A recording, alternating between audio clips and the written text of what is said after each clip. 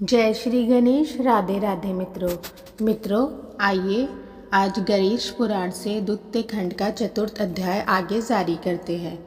अध्याय का विषय है नारद जी द्वारा शिवा का स्तवन करना। यह देखकर नारद जी के साथ समस्त ऋषिगण आगे हुए और उन्होंने भगवती के चरणों में प्रणाम कर स्तवन आरंभ किया। देवी, सभी प्राणियों का संहार समुपस्थित है। दोषी देवताओं के अतिरिक्त निर्दोष ऋषि मुनि भी काल कवलित होते जा रहे हैं। इसलिए इस व्याकुल हुए विश्व की ओर देखिए। जगदम्बे, आपके प्राणनाथ शिवजी भी ब्रह्मा, विष्णु, इंद्रादि देवताओं एवं समस्त प्रजाओं के सहित यहाँ आपके सामने उपस्थित है। परमेश्वरी, यह सभी आपके ही उपासक हैं। देवेशी, कृपया हम सभी का अपराध क्षमा कर दीजिए। आपकी सेवा में आने पर तो बड़े बड़े भी कृपा प्राप्त कर लेते हैं। हे शिवे, अब क्रोध को शांत कीजिए और सभी को कृपापूर्ण नेत्रों से देखिए। आपको नमस्कार है, नमस्कार है।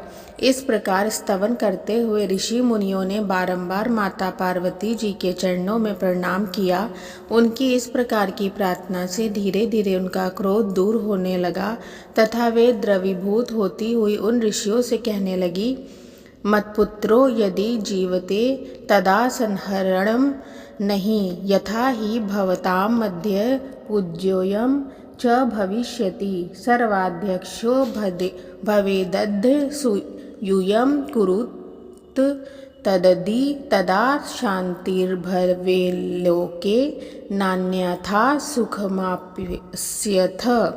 हे ऋषिगण, मैं तुम्हारे कष्टों को समझ रही हूँ, किंतु मेरे अकेले पुत्र को मारकर उसके साथ अन्याय किया गया है। यदि मेरा वह पुत्र जीवित हो जाए और तुम सब उसे अपना पूज्य मान लो तो यह संकट दूर हो सकता है। यदि उसे सर्वाध्यक्ष का पद दिया जाए तभी लोक में शांति होगी, अन्यथा कहीं कोई भी सुखी नहीं हो सकता। ऋषियों ने जगदम्बा को पुनः प्रणाम किया और बोले, दयामयी, आपने लोक रक्षा के लिए सरल उपाय बताया है।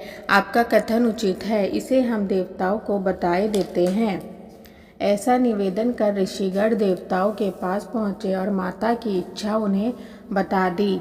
वे सभी उन ऋषियों को साथ लेकर भगवान शंकर के पास पहुँचे। उन्होंने उन्हें प्रणाम कर माता का संदेश सुनाया। प्रभु, जगदम्बा का कथन है कि यदि संसार को सुखी देखना है तो मेरे पुत्र को जीवित कर उसे सर्वाध्यक्ष का पद देना होगा, अन्यथा शांति संभव नहीं है। शिवजी बोले, देवगण, हमें उमा का कथन स्वीकार करना ही होगा। उसकी बात मानने से ही संसार का तथा हम सभी का कल्याण निहित है, इसलिए वह करना उचित है। देवताओं ने कहा, प्रभु, पार्वती पुत्र जीवित कैसे हो? उसका तो मुख भी क्षत विक्षत हो गया है, इसलिए अब आप ही इस विषय में कुछ उचित उपाय कीजिए। मित्रों, इस प्रकार द्वितीय खंड से चतुर्थ अध्याय यहीं पर रोकते हैं। आगे का अध्याय अगले वीडियो में जारी करेंगे। तब तक के लिए राधे राधे।